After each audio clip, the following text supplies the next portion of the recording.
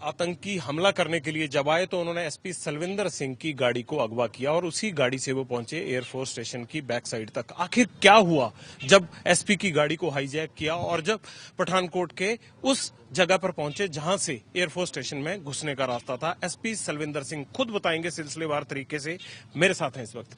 SP साहब, ये बताइए कि आप कहां से आ रहे थे, कैसे आपकी गाड़ी हाईजैक हुई, कहां आपको उतारा गया और कैसे आपने पुलिस को खबर की? मैं मत्था टेकने गया था मजार के ऊपर। उस नया साल 31 दिसंबर था, वीरवार का दिन था। मैं अपने साथ दोस्त के साथ राजेश वर्मा के साथ चला गया। ठीक, उधर मत्था टेक जब मैं वापस आया, मैंने कहा शॉर्ट रास्ता है इधर से वाया तारागढ़। जब उधर से गया, नाम मुझे पता था उस रास्ते का नाम, मैं तो पहली बार ही उधर गया था। जब रास्ते से जब कोनिया मोड़ से हम पहुंचे, राजेश वर्मा गाड़ी चला रहा था। जब राजेश वर्मा गाड़ी उन्होंने एकदम ही रोकी, हमारी गाड़ी, उन्होंने सोचा शायद नाके वाला राजेश ने, वो एकदम ही जब आए तो उन्होंने बोला लाइट बंद करो, लाइट बंद करो। जब लाइट बंद कर दी तो हमारे उसी वक्त ही मुझे धकेल के मेरे को और मेरे वो उसको राजेश को पीछे फेंक दिया। वो गाड़ी खुद चलाने लगे। पिछली सीट पर या डिक्की में? हमें तो सेंट्रल सीट में फेंक दिया और उसको पीछे डिक्की में ले गए। तो जो मेरा दूसरा था वो इधर ले गए। फिर क्या हुआ? उसके बाद ले गए, हमें नीचे पता नहीं चला भी क्या कहाँ जाना का। मुझे आंखें उन्होंने बंद कर दी, उन्होंने मेरी आंखें बंद करने के बाद मुझे पता नहीं चला अभी कहाँ ले गए, कैसे ले गए। कितनी देर बाद आपको उस गाड़ी से उतारा गया?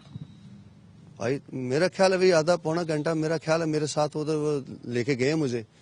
और लेने के बाद मुझे जब उधर सुबह होगी, जब काफी टाइम हो गया, फिर मैंने ट्राई की ये जैकेट से वो कि ये कहीं ना कोई ट्राई करूं खोलने के लिए। फिर माड़ी सी मैंने खोलने की ट्राई की और खोलने के बाद देखा भी थोड़ा सा मैं जो जैकेट थी वो थोड़ी लूज हुई है।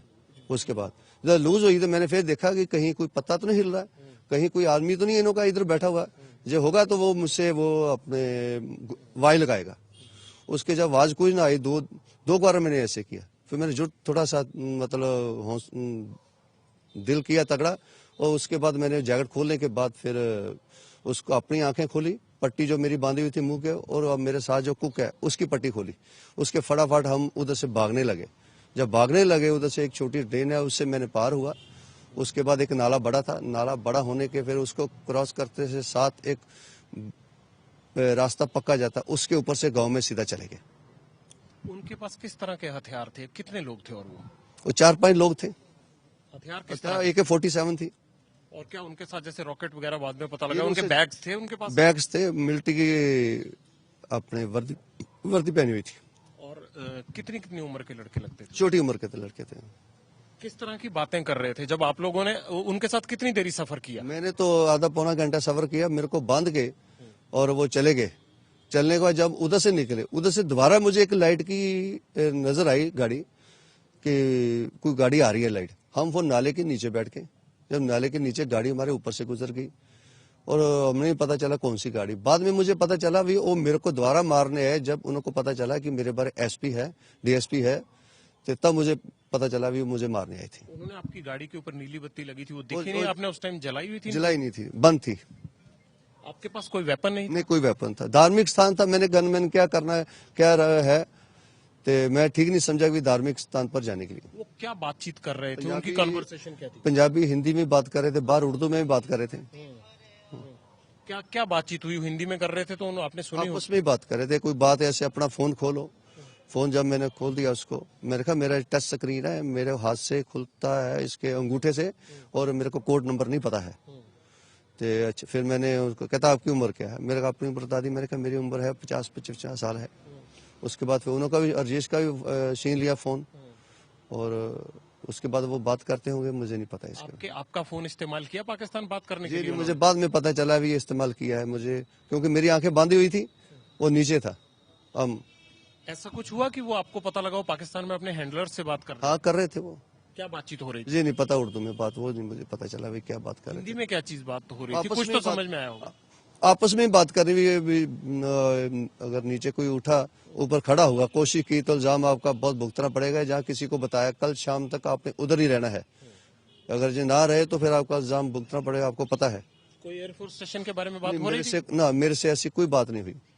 और आपको जब बिठाया था उन्होंने गाड़ी में, आपके हाथ पैर बांध रखे थे, तो क्या आपके ऊपर हथियार थे? आपने कोशिश नहीं कभी भी की मैं इनसे लड़ सकूं या कुछ, आपने ऐसा कोई प्रयास किया?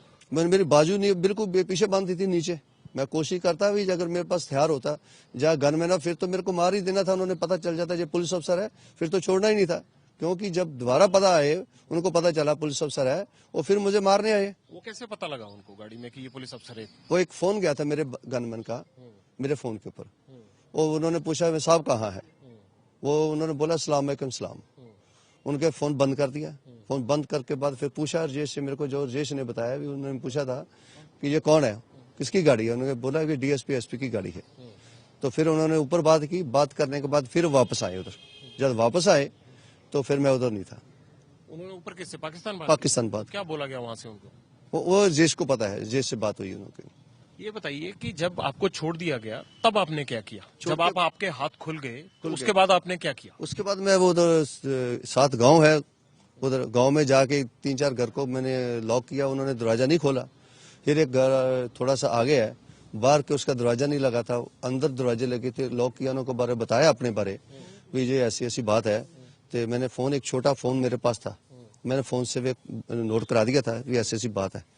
तो उन्होंने फिर कुछ समय बाद एसएचओ डीएसपी आ गए मौके पर, उनके साथ फिर मैं वापस आ गया। ऐसा भी हुआ कि गुरदासपुर पुलिस को आपने फोन किया और उन्होंने आपकी बात नहीं सुनी, कहा पठानकोट बात कीजिए? नहीं, हमने नोट करा दिया था उस कंट्रोल रूम में या किसी अफसर को? हाँ, नोट करा दिया था इन्हों को। तो नोट कराने के बाद उसके बाद फिर मेरे को साथ ले आए वो। आप एक बात बताइए सलविंदर जी, आप इतने टाइम से यहाँ पोस्टेड है, ऐसी क्या वजह थी कि जब आपने इन्फॉर्मेशन दी तो आपकी इन्फॉर्मेशन तक दोपहर तक यकीन ही नहीं किया गया जब तक कि गाड़ी नहीं मिल गई? ये नहीं पता है, ये तो उन्हों को पता है, ये मेरे को नहीं पता है क्यों नहीं, कैसे नहीं है ये तो है। आपकी अब तक कितने सीनियर ऑफिसर से बात हुई है? मैं काफी सारे सीनियर ऑफिसर से बात हो चुकी है, भी ऐसे ऐसे बता चुका हूँ मैं, भी ऐसे है। क्योंकि मौके ऊपर भी बहुत जल्दी हमारे पुलिस अफसर चंडीगढ़ से हमारे सत्कार जो डीजी साहब आ चुके थे, एडीजी साहब भी वो आ चुके थे उधर, आईजी डीआईजी भी उधर मौके पर थे। सभी काफी हमारे अफसर उधर मौके पे जल्दी आ गए थे मॉर्निंग टाइम जब पता चला था। लेकिन सबसे बड़ा सवाल ये उठ रहा है कि आपकी बात पर दोपहर तक यकीन नहीं किया गया। मैं इसकी वजह जानना चाहता हूँ कि आखिर क्या कारण थे? ये नहीं मुझे पता क्यों नहीं किया, ये तो वही जानते हैं, मैं नहीं पता। हमारा जो काम था, मैं बहुत जल्दी इन्फॉर्मेशन दे दी और बहुत जो नुकसान होना था पब्लिक का जब बहुत बड़ा, उसको मैंने बचा दिया। हमारी पुलिस फोर्स ने मुझे रख लिया है। आपको ये नहीं लगता कि अगर इससे पहले पुलिस हरकत में आई होती, आपकी बात पे गौर कर लिया होता या आपने और प्रयास किए होते तो आतंकियों को बैरक से तक पहुंचने से पहले पकड़ा जा सकता था? नहीं, उन्होंने बता 24 घंटे थे। आपकी गाड़ी कितने बजे छीनी गई? 12:30 बजे? 11:30 बजे। 11:30 बजे। अगले दिन 3 बजे फायरिंग होती है, यानी गाड़ी छोड़कर वो अंदर एंटर किए हैं और उसके बाद उन्होंने रात को जाके फायरिंग किया। तकरीबन 24 घंटे का वक्त। इसका मुझे नहीं मालूम है कैसे, जो है हमारे जो काम था मैंने वो दे दिया, लेकिन मैं घबराया हुआ था उस टाइम, क्या होना क्या नहीं है। तो जो हमारी जो ड्यूटी थी मैं से वो निभा दी थी कि तला दे दी थी हमारे पास। आईबी के ऑफिसर्स ने आपसे पूछताछ की? हाँ, आईबी ने की, हमें बता दिया आईबी ने। क्या बताया? जो आपको बताया वही उनको बताया। ऐसे में एनआईए सभी जो भी है, जितनी एजेंसी 2-4 एजेंसी मेरे पास आई थी, जो भी हुआ मैं बता दिया। आपके कौन से ऐसे अधिकारी हैं, डीजी, डीआईजी, आईजी, किसने आपसे अब तक बात की है आपके पंजाब पुलिस में? मैंने आपकी डीजीपी से बात हुई? हाँ, बता दिया सारा उसको उन्होंने। डीजीपी से बात हुई थी?